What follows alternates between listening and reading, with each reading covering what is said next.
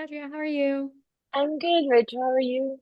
Doing great to start. I was really moved by the fact that a lot of this movement came from a deep love of music because I think music is that powerful that can inspire people to do things that out of context feel like they're kind of outrageous, but in the context of this movie, I really understood kind of the thought process. For hmm you, is there a song that like when you were making this or just in general you really connected with and had that kind of emotional connection with that you could see it inspiring you to do something maybe not as drastic but inspiring you? Um, Lágrimas Negras, which is the song that Luis brilliantly sings in our movie. Carlos, I try to stay away a little bit from I love punk music and rock music. I try to stay away from it. I was like, I don't think Maria Mm-hmm. is in that. I think she listens to like some sad salsa songs or really traditional Cuban music. That's sort of her vibe and her energy. But I mean, we also listen to a lot of Basura, which is the band in the movie. They were constantly rehearsing, constantly playing, and man, were they bad at the beginning. They sucked. And watching them progress and watching them learn, they learn how to play guitar and they learn how to play the drums and the bass and all of a sudden now Hector is writing songs and he wrote two of the songs for this movie. So it was really inspiring to just kind of watch them become musicians through this process as well. Yeah, truly one of my favorite parts of this movie is when the two boys are sitting there and they're like, we sound so good. I'm Oh like, my, no, you don't. It's it so is bad. it's such a beautiful the silent music playing, I think it's probably one of my favorite parts of the whole movie. Well, and I was going to ask you about the joy that some of these scenes have because I think obviously it leads to a more tragic ending for this film, but I do love like the baseball scene is one of my favorite scenes because it's just a bunch of people very clearly having fun with each other hmm in a world where it's like, well, yeah, they probably wouldn't have the freedom to have that kind of fun on a regular basis. And when you guys are filming those scenes, how important is it for you to kind of just embrace that happiness so then we as the audience get to live in it versus, manufacturing the happiness that these people would have had? You know, the interesting thing is that a lot of these joyful, well, I mean, they were scripted and they were in the script, but, Tyler and Michael do this beautiful thing where they sort of give you a stage to sort of just place the cameras and allow everybody to just run free and have fun and enjoy themselves. And it was for them, authenticity is the most important thing Mm. ever. It was, you could see it, you could feel it in Peanut Butter Falcon, and you can see it and feel it in Los Frikis. And a lot of that is just allowing actors to have ownership of their characters. And in a lot of the scenes, it was improv within the beats of the scene and within the guidance of Tyler and Michael, but you can recreate having fun. It always feels a little, I mean, I can always tell, or maybe it's because I'm an actress that I'm like, they're playing back music. That's not real. You know what I Mm. mean? But in Los Frikis, they really just allowed us, they just threw us in. And we were having such a good time on and off set, and we lived together. We all had one floor of a hotel and we were roommates. And, a lot of these actors have never left Cuba Mm-hmm. and they're in the DR and experiencing this whole new world that's been sort of hidden from them for so long. And they're experiencing freedom for the first time, but so are these characters Mm-hmm. as well. And I think for Maria as well, she's been surrounded by so much sort of darkness, and then having all this light come into her world and having to take care of everyone was very similar to me. I came from such a different world than what they did, honestly. I didn't grow up in Cuba.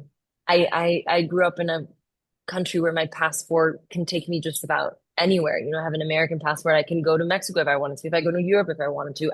I wasn't born with, I wasn't born in Cuba, raised in Cuba. So my perspective was also changing as I'm filming this movie. And I'm getting, I was getting incredibly protective of all of them. And all I wanted them to do was have a good time while making their first Hollywood movie. And I wanted them to feel safe since they left their country for the first time. And that is exactly what Maria wants them to do. Maria wants them to be free and wants them to have fun and experience, what it is to listen to whatever music you want, or eat ice cream, or have a good meal.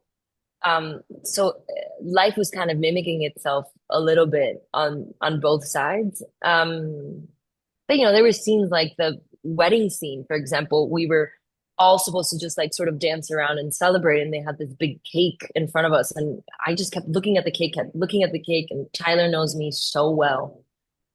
And Tyler over the microphone is like, Adria, are you gonna do it or what?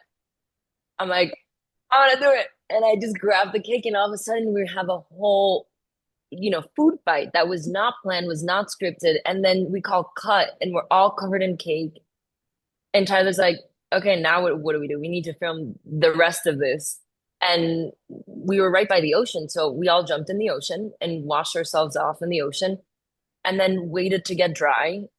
And then the next scene, we all look like we're really, really sweaty, but we're just soaking wet. You We were, didn't have, yeah. well, we didn't have money to like have triples of every costume. You know what I mean? So Yeah. Well, we just kind of had to wait. I love that. I'm gonna out myself as seeing way too much of your career because you use your beauty in such a fun way in every single thing that you do because all of these characters use it very differently from one another. And I think it is so fascinating to kind of look at how you use your own like natural beauty to like create these characters. And I think Maria's is like very natural and like real. And it's so beautiful to kind of watch on screen. How do you kind of like obviously a lot of these characters use the fact that you are very pretty to your advantage, but how do you kind of map out how each one would react to like people kind of fawning over them as Gustavo kind of does for Maria in this? I think, I mean, I don't necessarily look like, oh, I think with Maria was more the fact that she was providing all this joy and love to Mm-hmm. him. And I think it was this maternal element, and he was giving her this joy and giving her and the attention. And she finally, for the first time, can do something for herself. She's been giving so much. She's like, finally, I can just, kind of get back. But back to what you were saying, regarding, I guess, beauty. Thank you for that. With Maria, it was really important to me that she didn't have makeup on. And I mean, sometimes you do have to have some for light or for reflection or whatever. But as a producer, the first camera test that we did, I went into the hair and makeup trailer, and my makeup was an hour and a half. And I came out, and as a producer, I looked at Tyler and Michael. I'm like, that's an hour and a half that we can have on screen. Like, I can't go. My hair is crazy, and it will grow, and we're just gonna have to live with it. And I'm just gonna keep getting tanner and tanner. We're gonna have to live with that. So I was like, can I just do my own makeup, how I would do my makeup, and I'll come back to you. So I went and I timed myself in my room. I redid my hair and I did my makeup, and I marked it down to 12 minutes. So I was like, I got mine down to 12 minutes. So Tyler and Michael were like, you're not going into the hair and makeup trailer. So I did my own makeup and my own hair for that movie, which was, I just put ocean water in a little spray bottle. And that was like my You made salt sea spray, spray. Yeah. like my little salt spray.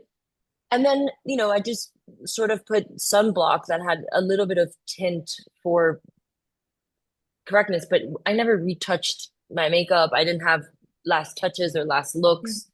None of that existed while making this movie. And it was so freeing and so liberating for me as an actress to just be like, I don't care Mm-hmm. how I look. I don't care if I have bags or I don't care.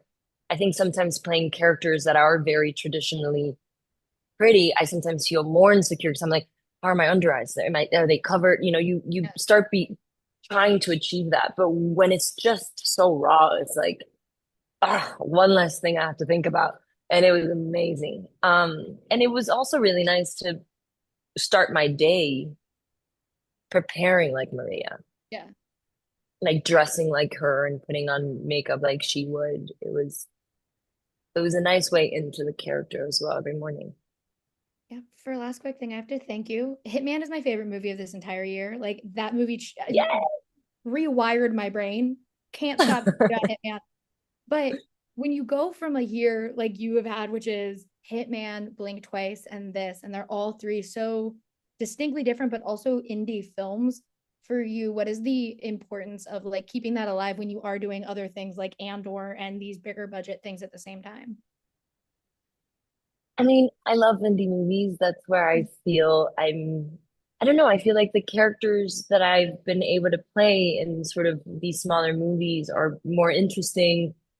And as a Latin American woman, I get to play very different elements of that and showcase, different sides of me. And it's just different opportunities. But um, I also think you have more ownership sometimes of your own characters, and you have a little bit more of a say in how you portray them and Mm. the way they dress. I'm very picky about the way the characters dress, or I'm very involved in the creation of it. And sometimes in the bigger ones, you can't be so involved.